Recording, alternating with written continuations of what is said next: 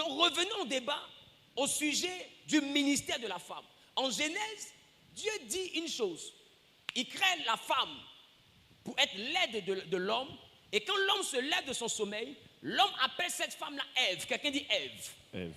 Ève qui parle de vie. Je vais dire à quelqu'un, s'il y a un être sur la terre qui n'est pas simple, depuis sa conception, s'il y a un être qui n'est pas ordinaire, depuis sa conception, c'est la femme.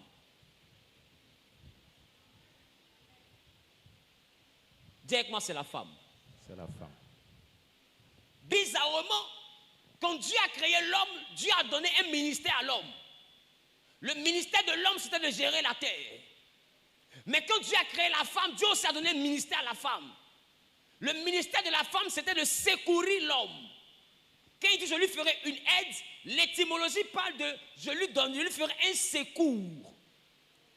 Donc ça veut dire que la femme est un secours. Quand l'homme est en train de tomber, c'est le ministère de la femme qui peut le relever. La femme n'est pas un objet de décoration. C'est pourquoi il faut faire attention à ce que vous dites quand vous parlez du ministère de la femme. Parce que beaucoup ne savent pas que tout le ministère même c'est la femme. Dis pouce, je vais pousser. Pousse là-dessus. Quand je vais finir mon message, tu vas comprendre que tout le ministère même là est centré sur la femme.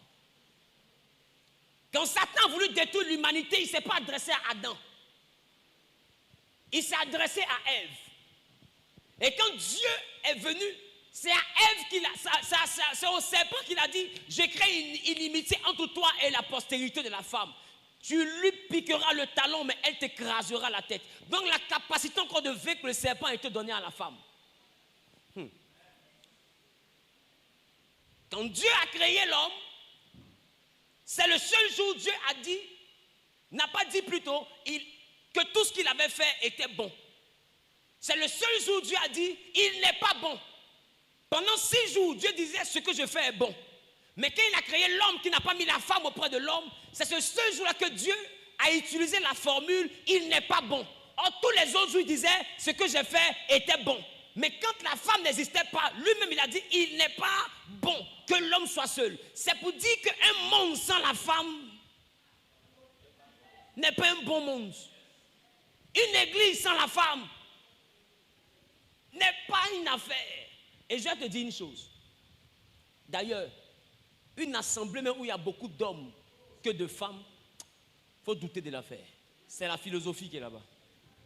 Parce que la femme ressent la présence de l'esprit. Voilà pourquoi elle était avec Adam. Mais quand le serpent a parlé en tant qu'esprit, c'est elle qui a entendu. Je reprends. Elle était avec Adam. Mais quand le serpent a parlé, c'est elle qui a entendu. Et quand elle a fini d'entendre, elle a pris, elle a mangé. Et quand elle a donné à son mari, il a mangé. Lui, il ne sait pas quelles conditions. Il ne sait même pas quelle causerie il y a eu. C'est pourquoi Dieu dit à Ève, tu as écouté le serpent, mais il dit à Adam, puisque tu as écouté ta femme. Ça veut dire qu'Adam n'a pas entendu le serpent. Mais il a entendu la voix de sa femme. Est-ce que vous savez que les familles ne peuvent tenir que par le ministère de la femme? Voilà pourquoi la Bible dit que c'est la femme sage qui bâtit la maison. Ce n'est pas les efforts d'un homme qui bâtissent une maison. Si une maison doit devenir grande, la maison appartient à un homme. Mais si elle doit devenir grande, ça dépend de la dimension de la sagesse de la femme qui y habite. Dis avec moi le ministère de la femme. Le ministère de la femme. Dis avec moi le ministère de la femme.